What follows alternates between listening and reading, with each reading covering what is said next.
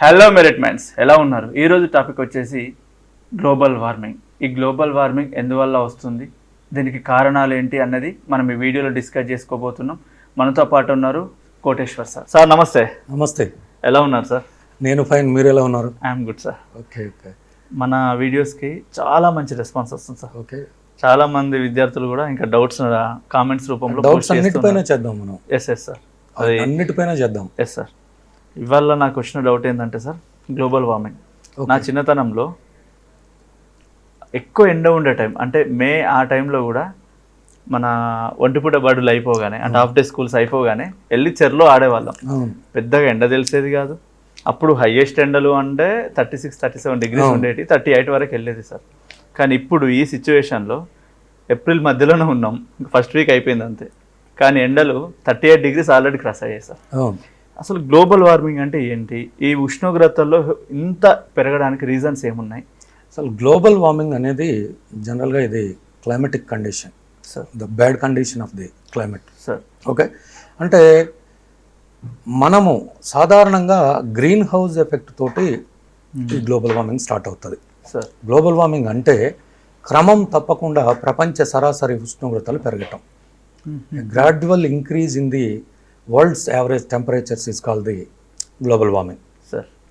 క్రమం తప్పకుండా ప్రపంచ సరాసరి ఉష్ణోగ్రతలు ఒక ప్రాంతాన్ని పెరిగితే అట్లా క్యాలిక్యులేట్ చేయం, మొత్తం యావరేజ్ తీసుకొని ఆ టెంపరేచర్స్ పెరుగుతూ ఉన్నాయి కాబట్టి మనం గ్లోబల్ వార్మింగ్ అవుతుంది అని చెప్తా ఉన్నాం సార్. ఓకేనా. అయితే జనరల్గా గ్లోబల్ వార్మింగ్కి కారణం గ్రీన్ హౌస్ గ్యాసెస్ అని అంటారు. ఓకే.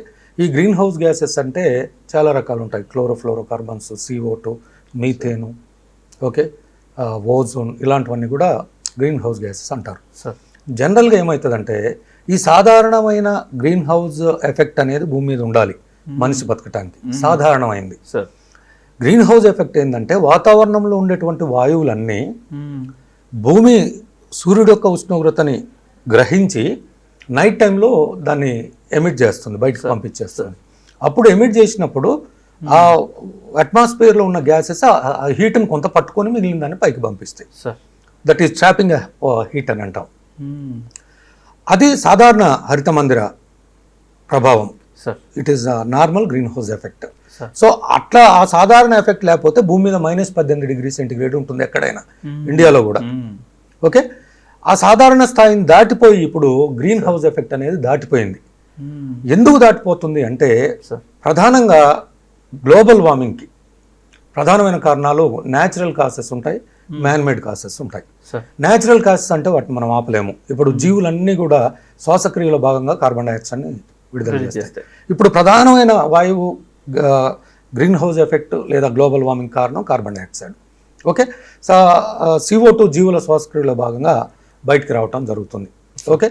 సో అది జనరల్ ప్రాసెస్. అండ్ మీథేన్ కూడా గ్లోబల్ వార్మింగ్కి ప్రధానమైనటువంటి కారణం. సహజ సిద్ధంగా మీథేన్ ఎక్కడి నుంచి రిలీజ్ అవుతుంది? వరి పొలాల నుంచి, చిత్తడి నేలల నుంచి, జీవుల వేస్ట్ మెటీరియల్ నుంచి, క్యాటిల్ ఫీల్డ్ నుంచి వేస్ట్ మెటీరియల్ నుంచి రిలీజ్ కావటం జరుగుతుంది. ఇక ఈ సర్వసాధారణమైన లేదా ప్రకృతిపరమైన కారణాల వల్ల గ్లోబల్ వార్మింగ్ జరగట్లేదు, మానవీయ కారణాల వల్ల గ్లోబల్ వార్మింగ్ జరుగుతూ ఉంది. అర్థమైందా? మనం అడ్డగోలుగా అవసరానికి మించి రకరకాల పనులు చేస్తూ వాతావరణంలోకి కార్బన్ డైఆక్సైడ్ని, మీథైన్ మనం ఎక్కువగా రిలీజ్ చేస్తాం. అంటే ఇప్పుడు ఫాజిల్ ఫ్యూయల్ బర్నింగ్ ఉంది, శిలాజ ఇంధనాల దహనం. మనం చేసేదే ఫాజిల్ ఫ్యూయల్ బర్నింగ్, బొగ్గు, పెట్రోల్, డీజిల్, ఇవన్నీ మనం ఇవి బర్న్ చేయకపోతే మనకి జీవితం నడవదు. అవునా? ఒక్కొక్కడికి ఒక్కొక్క కారు కావాలి, ఇంట్లో నలుగురు ఉంటే 4 కార్లు కావాలి, నలుగురు ఉంటే 4 బైకులు కావాలి. ఓకే. ఈ శిలాజ ఇంధనాల దహనం అనేది ఆటోమొబైల్స్ నుంచి, అదేవిధంగా పరిశ్రమల నుంచి విపరీతంగా పెరగడం జరిగింది. ఇండస్ట్రియల్ రెవల్యూషన్ తర్వాత we use indiscriminate burning of the fossil fuel. అంటే ఓ అదుపు అడ్డు లేకుండా ఈ శిలాజ ఇంధనాలని దహనం చేస్తూ ఉన్నాం. మరి శిలాజ ఇంధనాలని దహనం చేస్తేనే ఎకానమీ పెరుగుతుంది. మనం శిలాజ ఇంధనాలని ఎంత ఎక్కువగా దహనం చేస్తే అంత వేగంగా ఆర్థిక పరంగా అభివృద్ధి చెందుతూ ఉన్నట్లు. అవునా? మనము వ్యవసాయ రంగంలో శిలాజ ఇంధనాలు దహనం చేస్తాం, పారిశ్రామిక రంగంలో శిలాజ ఇంధనాలు దహనం చేస్తాం, అదేవిధంగా రవాణా రంగంలో శిలాజ ఇంధనాలు దహనం చేస్తూ ఉన్నాం, అదేవిధంగా పరిశ్రమల్లో శిలాజ ఇంధనాల దహనం చేస్తూ ఉన్నాం పరిశ్రమల్లో కూడా, సార్. అవునా? సో ఇప్పుడు మనం భారతదేశంలో లేదా ఇతర అనేక అభివృద్ధి చెందుతున్న లేదా ఆర్థికంగా వెనుకబడిన దేశాల్లో ఎక్కువగా బొగ్గు నుంచే థర్మల్ విద్యుత్తును ఉత్పత్తి చేస్తున్నాం. 60-70% బొగ్గు నుంచి సల్ఫర్ డైఆక్సైడ్ ఉత్పత్తి అవుతుంది. At the same time CO2 కూడా బొగ్గు దహనం ద్వారా ఉత్పత్తి కావటం జరుగుతుంది. ఓకే, సో అదేవిధంగా మనం సిమెంట్ పరిశ్రమల్లో సున్నప్రాయిని పొడి చేస్తాం, దహనం చేస్తాం. సున్నప్రాయి ఎప్పుడైతే CaCO3 దహనం చేసాము, వేడి చేసామో CO+CO2గా మారిపోతుంది. అట్లా కార్బన్ డైఆక్సైడ్ గాల్లోకి విపరీతంగా విడుదల కావటం జరిగింది. ఇక మన ఈ సౌత్ ఏషియన్ కంట్రీస్లో రైస్ ప్రధానమైనటువంటి ఆహార పంట. రైస్ ఫీల్డ్స్ నుంచి విపరీతమైన మీథేన్ విడుదల కావటం జరుగుతుంది. ఎందుకు అంటే ఏదైనా వృక్ష పదార్థము, దట్ ఈస్ ప్లాంట్ మెటీరియల్, నీళ్ళల్లో నానితే డీకంపోజ్ అవుతుంది. ఏదైనా బయలాజికల్ మెటీరియల్ డీకంపోజ్ అయితే అనెరోబిక్ స్థితిలో అవాయు సహితంగా గాలి లేకుండా డీకంపోజ్ అయితే డెఫినెట్గా దాని నుంచి మీథేన్ విపరీతంగా రిలీజ్ కావటం జరుగుతుంది. ఓకేనా? అదేవిధంగా మనం పశు సంపద, న్యాచురల్గా ఉండే పశు సంపద, అడవుల్లో ఉండే జంతువులు అయితే అది న్యాచురల్ కాస్ట్ కింద వదిలిపెట్టవచ్చు. మనం పశు సంపదను కావాలని పెంచుతాం వ్యవసాయ రంగంలో కానీ మన పాల కోసం కానీ. వాటి యొక్క వేస్ట్ ప్రోడక్ట్స్ నుంచి, ఫీకల్ మెటీరియల్ నుంచి కూడా మీథేన్ రిలీజ్ కావటం జరుగుతుంది. సో ఈ విధంగా అనేక కారణాలు. అంతేకాకుండా క్లోరోఫ్లోరోకార్బన్స్, ఫ్రీయాన్ గ్యాసెస్, అవి మనం రిఫ్రిజిరేటర్లు అదేవిధంగా ఎయిర్ కండిషనింగ్ సిస్టమ్స్ని విపరీతంగా వాడుతూ ఉన్నందువల్ల దాని నుంచి రిలీజ్ అయ్యే క్లోరోఫ్లోరోకార్బన్లు ఓజోన్ పొరని దెబ్బతీయటమే కాకుండా గ్రీన్ హౌస్ ఎఫెక్ట్ కూడా కారణం అవుతూ ఉన్నాయి. ఈ విధంగా మానవుడు చేసే పిచ్చి చేష్టల వల్ల ఆర్థిక అభివృద్ధి అనే పేరుతో మానవుడు ఈ శిలాజ ఇంధనాలను విపరీతంగా దహనం చేయడం వల్ల CO2 అండ్ మీథేన్ లెవెల్స్ వాతావరణంలో పెరిగిపోయి అవి భూమి నుంచి వెనక్కి వెళ్ళిపోయే రేడియేషన్ అవి ట్రాప్ చేస్తున్నాయి వాతావరణంలో. జనరల్గా ట్రాప్ చేస్తే సాధారణ హరితమందర వాయువు అంటాము, అది మనకు కావాల్సిన టెంపరేచర్ని ఉంచుతుంది. కానీ ఇప్పుడు శృతి మించి హరితమందర వాయు ప్రభావం జరుగుతూ ఉంది ఈ అధికంగా మనం వాతావరణంలోకి విడుదల చేసే కార్బన్ డైఆక్సైడ్ మీథేన్ల వల్ల. సో దాని వలన మీరు చిన్నప్పుడు చూసిన టెంపరేచర్స్కి ఇప్పటికీ 7-8 డిగ్రీల తేడా రావటం జరిగింది. ఇంతకుముందు మీరు అన్నట్లే మా చిన్నప్పుడు స్కూలు ఒక పూట అయిపోగానే ఈతలకు పోయి ఈతకాయలు ఏరుకొని తిని సాయంత్రం దాకా అన్నం తినకుండా ఈతలు కొట్టి వచ్చినా ఏం కాకపోయేది. ఇప్పుడు ఊరుకు పోయి ఒక్కరోజు ఉండాలంటే సన్ స్ట్రోక్ అయిపోతుంది. సో దీనికి ప్రధానమైన కారణం ఈ గ్లోబల్ వార్మింగ్. సార్ అయితే ఇప్పటివరకు డిస్కస్ చేసుకున్నాం కదా సార్, కాస్త డిస్కస్ చేసుకున్నాం.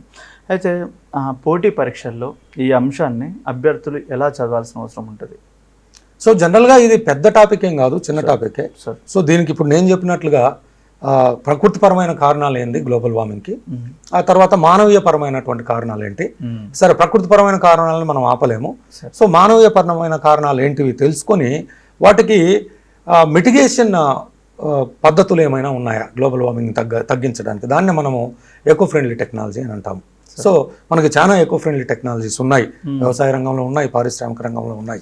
ఓకే, అంటే కొత్త టెక్నాలజీలని అవి ఏం చేస్తాయంటే eco friendly technologies like scrubbers అంటాము, ఎలక్ట్రోస్టాటిక్ ప్రిసిపిటేటర్స్ అంటాము, ఫ్లూ గ్యాస్ డీసల్ఫరైజేషన్ టెక్నిక్స్ అంటాము. వీటన్నిటిని వాడి పరిశ్రమల నుంచి వెలువడేటువంటి ఈ CO2ను మీథేన్ని ఆ సోర్స్ దగ్గరే తీసుకొని న్యూట్రలైజ్ చేయటం అనమాట. బయటికి పంపకుండా సోర్స్ దగ్గరే తీసుకొని న్యూట్రలైజ్ చేసేటువంటి ఎకో ఫ్రెండ్లీ టెక్నాలజీస్ ఉంటాయి. వాటిని నేర్చుకొని గ్లోబల్ వార్మింగ్ వల్ల ఎలాంటి ఫలితాలు ఉన్నాయని నేర్చుకుంటే కనుక సరిపోతుంది. ఇది చాలా పెద్ద టాపిక్ ఏం కాదు, జస్ట్ ఒక క్లాస్లో చెప్పగలిగేటువంటి టాపిక్ ఇది. మీరు అంటే చెప్తుంటే ఐడియా వస్తున్నాయి మనం ఏమేం చేస్తున్నామని. ఇంతకుముందు పొలాలు న్యాచురల్గా పండించేవాళ్ళు. హరిత విప్లవం అనేది మన దేశంలో విపరీతంగా ఎప్పుడైతే పెరిగిందో సార్, గ్రీన్ రెవల్యూషన్, పంట పొలాలకి ఎరువులకు బదులుగా మందులు వేయడం, స్ప్రే కొట్టడాలు, వీటి వల్ల అంటే పంట దిగుబడి కోసం చేస్తున్నారు, కానీ ఆటోమేటిక్గా నష్టం కూడా జరుగుతుంది.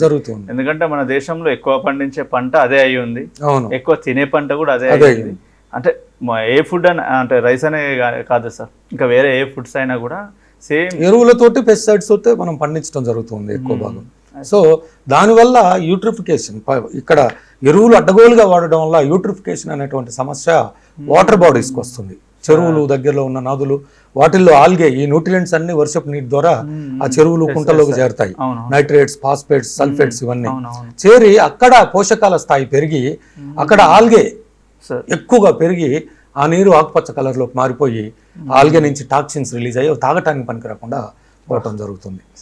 సో అట్లే పెస్టిసైడ్స్ ఎక్కువగా వాడటం వల్ల బయోమాగ్నిఫికేషన్ అనే సమస్య వస్తుంది.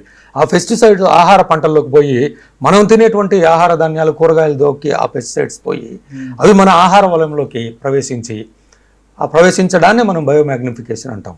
బయోమాగ్నిఫికేషన్ వల్ల ఇన్యాక్టివేషన్ ఆఫ్ హార్మోన్స్ జరుగుతుంది, క్యాన్సర్స్ రావటం జరుగుతుంది, అదేవిధంగా రీప్రొడక్షన్ సిస్టమ్ దెబ్బతినటం జరుగుతుంది. ఇవన్నీ కూడా ఇప్పుడు అనేక రకాల సమస్యలను మానవుడు అదేవిధంగా జంతువులు ఎదుర్కోవటానికి కారణం ఏదో రకమైనటువంటి పొల్యూషన్. అదే పొల్యూషన్ గ్లోబల్ వార్మింగ్ కారణం, అదే ఇంకొక చోట పొల్యూషన్ యూట్రిఫికేషన్ కారణం, అదే పొల్యూషన్ బయోమాగ్నిఫికేషన్ కారణం, అదే పొల్యూషన్ ఆ జలావరణ వ్యవస్థలు పాడు కావటానికి కారణం, అదే పొల్యూషను ఆకాశం పాడు కావటానికి కారణం. సార్ థ్యాంక్ యూ సార్, చాలా మంచి టాపిక్ ఈరోజు మాట్లాడడం. ఇలాగే మరెన్నో టాపిక్స్ మీ ముందుకు తీసుకొస్తూనే ఉంటాను సార్. డెఫినెట్గా మీరు తీసుకొచ్చిన ప్రతి ఒక్కటి కూడా చేద్దాము. ఖచ్చితంగా మన యూజర్స్కి మన స్టూడెంట్స్కి రీచ్ అయ్యేలా చేసి వాళ్ళల్లో కూడా మన నాలెడ్జ్ని ఇంప్రూవ్ చేసే ప్రయత్నం చేద్దాం. Thank you sir, thank you very much.